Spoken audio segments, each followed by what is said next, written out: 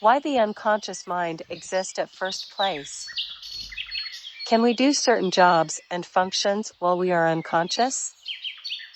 Can the unconscious mind be aware and conscious of its conditioning and programming? Of course, we can be conscious of the unconscious mind. This is called metacognition, that is to say, to be aware and conscious of our own thought processes, and to have an understanding of the patterns and things behind them.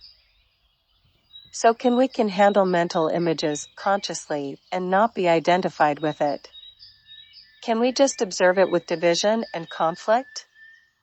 Yes, we can.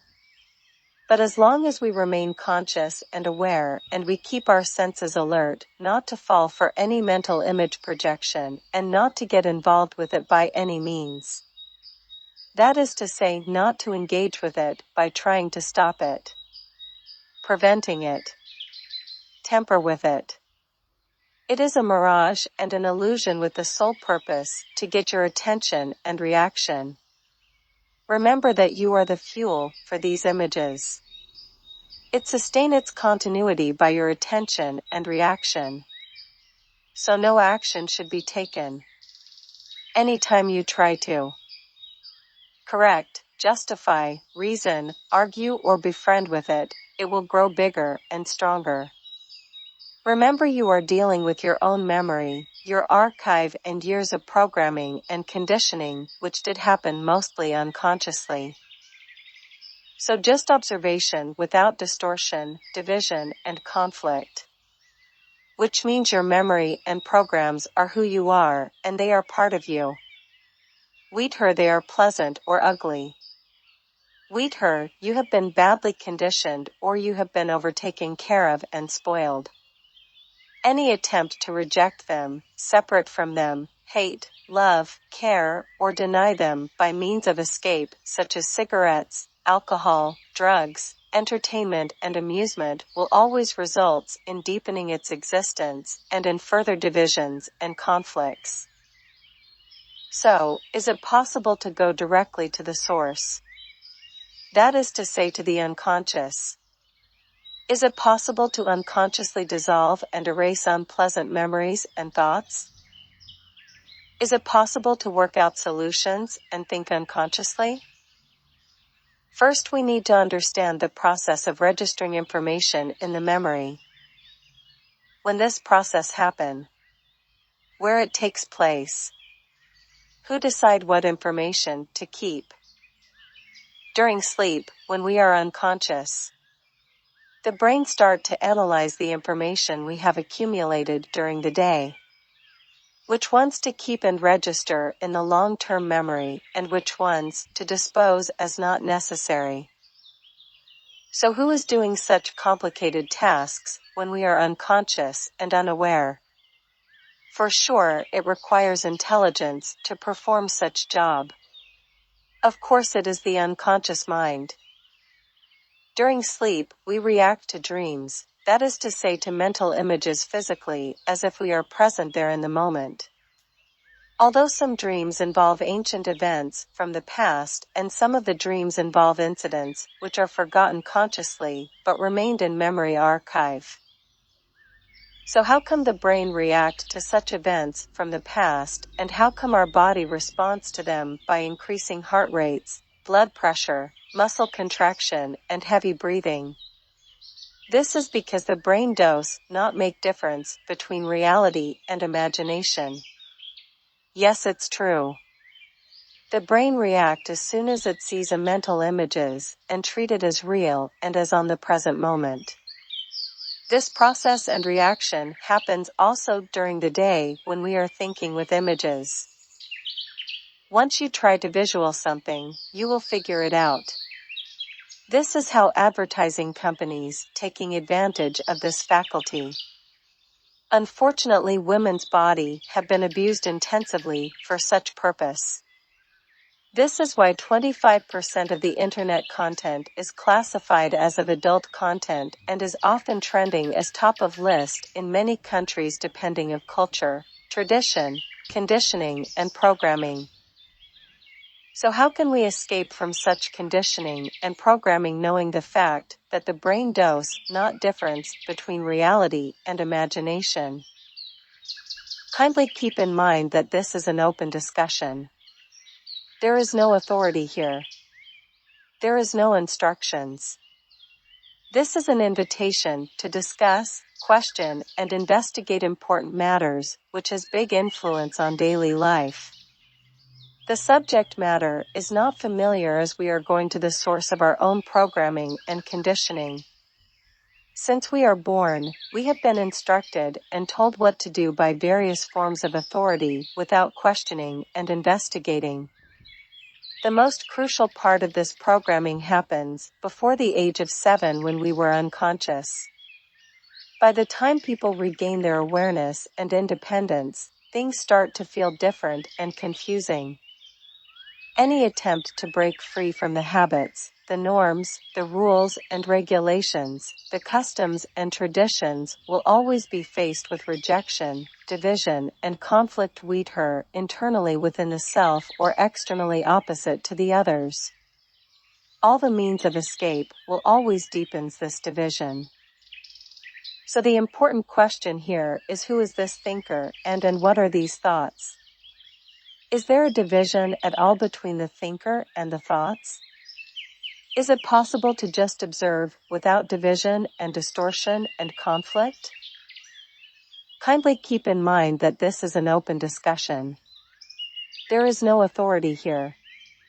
There is no instructions. This is an invitation to discuss, question, and investigate important matters, which has big influence on daily life. The subject matter is not familiar as we are going to the source of our own programming and conditioning.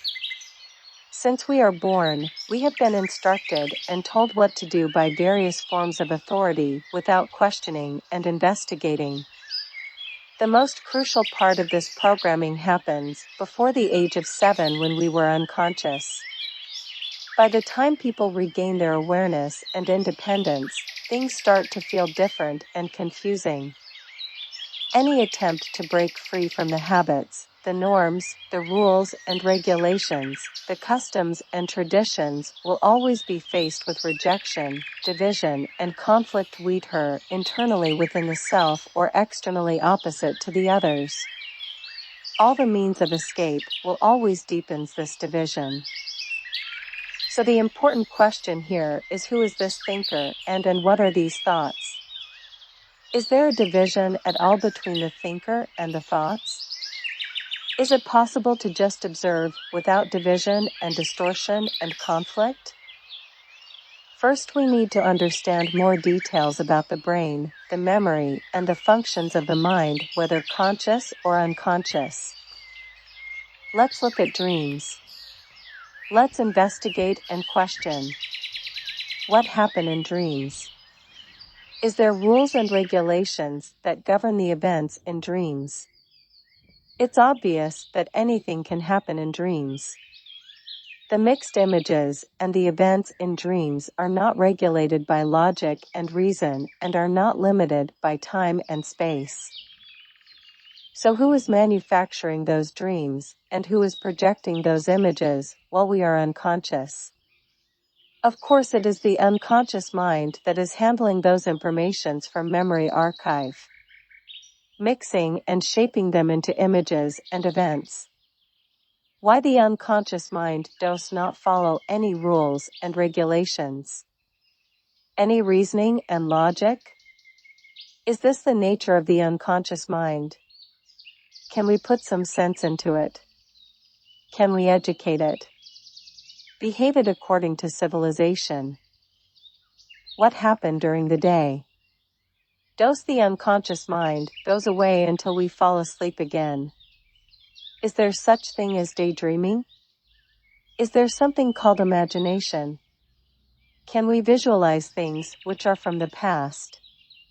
Can we imagine something which doesn't exist? Yes, we can. Maybe this is one of the main purpose the unconscious mind exists at first place, to help humans think and invent and see beyond the world. So can we trust every mental image to be valid, true, and real? Can we trust the unconscious mind and hand over our beliefs and convictions to it, knowing that it has no respect for rules and regulations and logic? What is the main job of the unconscious mind? Is it been the housewife of the body? That is to say, to look after it and to maintain it, or is it to get involved in politics?